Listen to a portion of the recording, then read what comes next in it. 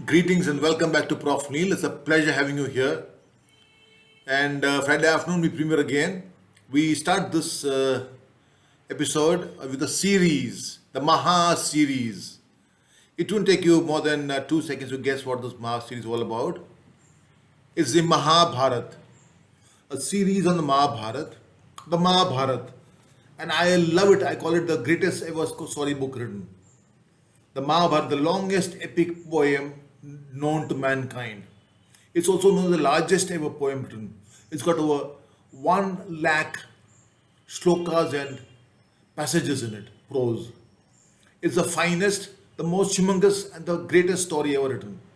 The Iliad and other Greek epics, they are mere pocketbooks in comparison.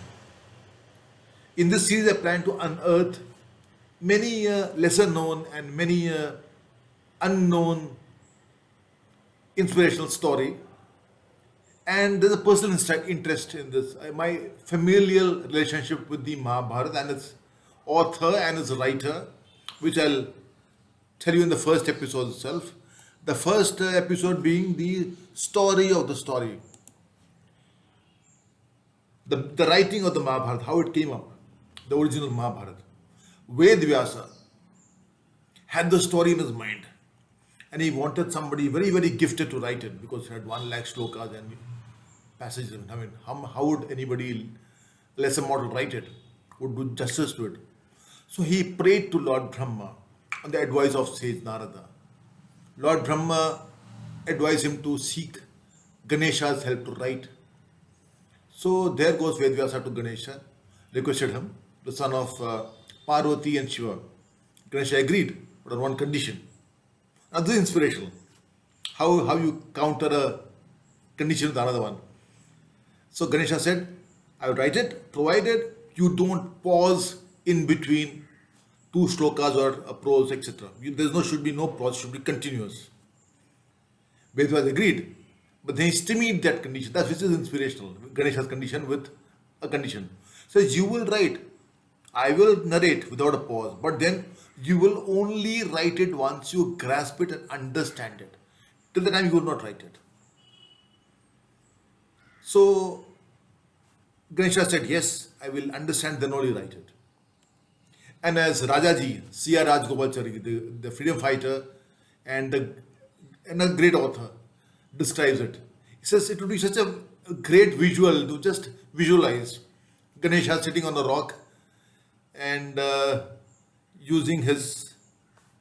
If you realize Ganesha has got only one tusk, he broke off one tusk to write the Mahabharata.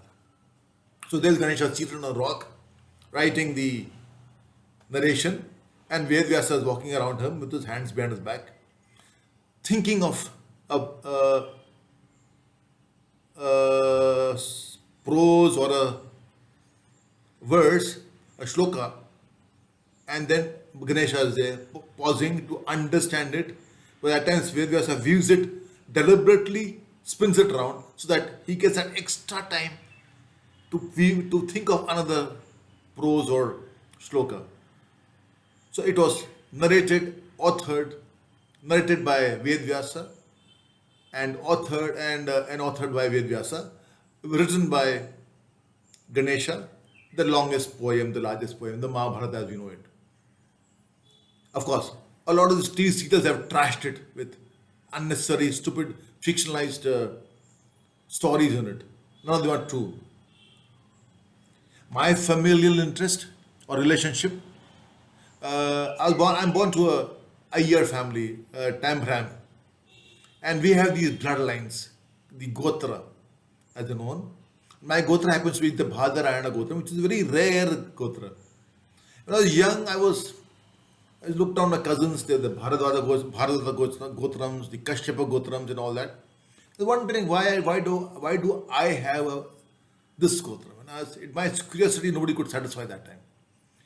Till I met an elderly person from my ancestral village in Kerala, Palakkad, and he explained that Bhadrayanan is another name for Veda Vyasa. And I was in the village and I looked at the presiding deity, our Kul Devam, our family deity, and it is Ganesha. So it all added up why my special interest with the Mahabharata. Actually, I always refer to the Mahabharata whenever I face with a problem in my life. And that's the story of the Mahabharata. Thank you so much. I hope you enjoyed this first story. Very many stories coming up next.